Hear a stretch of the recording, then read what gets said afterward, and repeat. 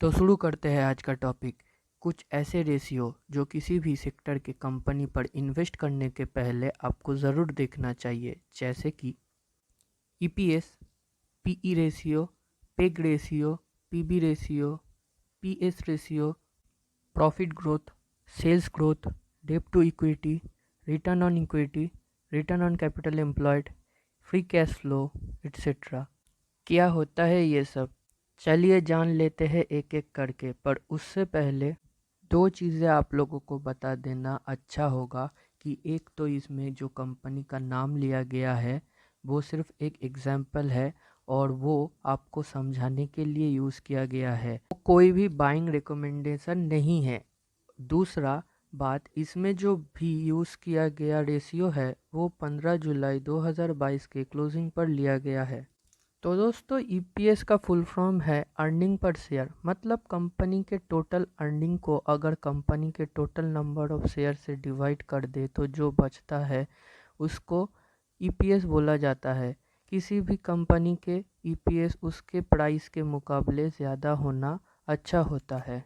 और अगर रिलायंस इंडस्ट्री की बात करें तो उसका ईपीएस है 89.7 रुपीज़। अब दोस्तों, पीई रेशियो को प्राइस टू अर्निंग रेशियो बोला जाता है। मतलब कंपनी का एक शेयर जिस प्राइस पर मार्केट में ट्रेड हो रहा है उसको अगर कंपनी के ईपीएस से डिवाइड कर दे तो जो निकल के आता है उसे पीई रेशियो बोला जाता है। कंपनी के पीई रेशियो उसके पीयर्स के मुकाबले कम होना अच्छा होता है, पर पीई रेशियो नेगेटिव होना अच्छा नहीं होता।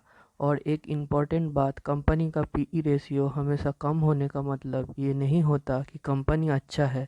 हो सकता है कि कंपनी का प्रॉफिट बहुत जल्दी से बढ़ रहा है तो इसीलिए उसका पीई रेशियो भी ज़्यादा है। अगर रिलायंस इंडस्ट्री की बात करें तो उसका पीई रेशियो है 27.7 और उसका इंडस्ट्री पीई है 4.39। अब चलते हैं price to earning to growth ratio की तरफ, जिसे पीक रेशियो भी बोला जाता है। और ये रेशियो भी कंपनी के लिए कम होना अच्छा होता है। अगर हम कंपनी के पीई को उसके ग्रोथ रेट से डिवाइड कर दे तो पेक रेशियो निकल के आता है। और अगर रिलायंस इंडस्ट्री लिमिटेड की बात करें तो उसका पेक रेशियो है 1.92। अब अगर पीबी रेशियो की बात करें तो उसे प्राइस टू बुक वैल्यू बोला जाता है। मतलब कंपनी के एक शेयर का जो प्राइस है अगर उसको बुक वैल्यू से डिवाइड कर दिया जाए तो पीबी रेशियो निकल के आता है। और बुक वैल्यू को निकालने के लिए कंपनी के सारे लायबिलिटी को अगर उसके सारे एसेट से माइनस कर दे तो जो पड़ा रहता है उसे ही बुक वैल्यू कहा जाता है। और अगर रिलायंस इंडस्ट्री लिमिटेड की बात करें तो उसका प्राइस टू बुक वैल्यू है 2.08। अब दोस्तों, कंपनी के प्रॉफिट कम या बढ़ने से कंपनी के शेयर प्राइस पर डायरेक्ट इम्पैक्ट होता है। और प्रॉफिट ग्रोथ से हमें कंपनी के बारे में ये पता चलता है कि उसका प्रॉफिट या लॉस पिछले कुछ सालों में किस तरह से परफॉर्म किया है। किसी भी कंपनी के लिए उसका प्रॉफिट ग्रोथ ज़्यादा होना अच्छा होता है। और अगर रिलायंस इंडस्ट्री लिमिटेड की बात करें तो उसका प्रॉफिट ग्रोथ है 32.6%। अब दोस्तों, किसी भी कंपनी में इन्वेस्ट करने के पहले प्रॉफिट ग्रोथ के साथ साथ सेल्स ग्रोथ का भी देख लेना ज़रूरी होता है, क्योंकि किसी भी कंपनी के सेल्स ग्रोथ से हमें यह पता चलता है कि पिछले कुछ सालों में उस कंपनी का सेल्स ग्रोथ किस तरह से बढ़ा या घटा है। किसी भी कंपनी का सेल्स ग्रोथ नेगेटिव होना अच्छा नहीं होता।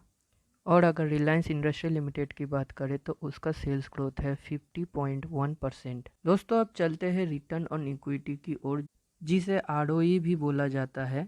अगर कंपनी के नेट इनकम को इक्विटी शेयर से डिवाइड कर दिया जाए तो आरओई निकल के आता है। और किसी भी कंपनी के आरओई उस कंपनी के पीयर्स के मुकाबले ज़्यादा होना अच्छा होता है। और रही बात नंबर की तो आरओई 15 से ज़्यादा होना अच्छा होता है।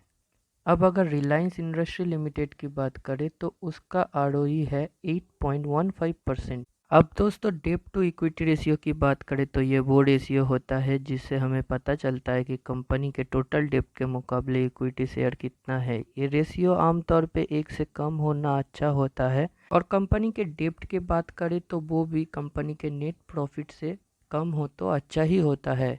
अब एग्जाम्पल के तौर पे रिलायंस इंडस्ट्री लिमिटेड की बात करें तो उसका डेट टू इक्विटी रेशियो 0.36% है। अब दोस्तों कंपनी के रिटर्न ऑन कैपिटल एम्प्लॉयड की बात करें तो उससे हमें ये पता चलता है कि कंपनी के अर्निंग बिफोर इनकम टैक्स, जिसे एबिट भी कहा जाता है, उसको अगर कंपनी के कैपिटल एम्प्लॉयड से डिवाइड कर दे तो जो निकल के आता है उसे ही ROCE बोला जाता है।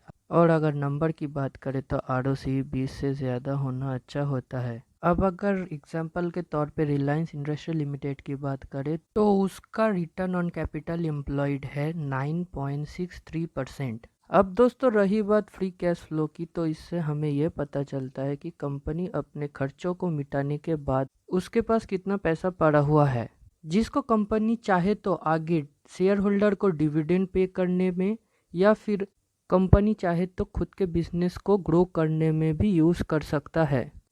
अगर हम एग्जांपल के तौर पे रिलायंस इंडस्ट्री लिमिटेड की बात करें तो उसका फ्री कैश फ्लो है 13,646 करोड़ रुपीस।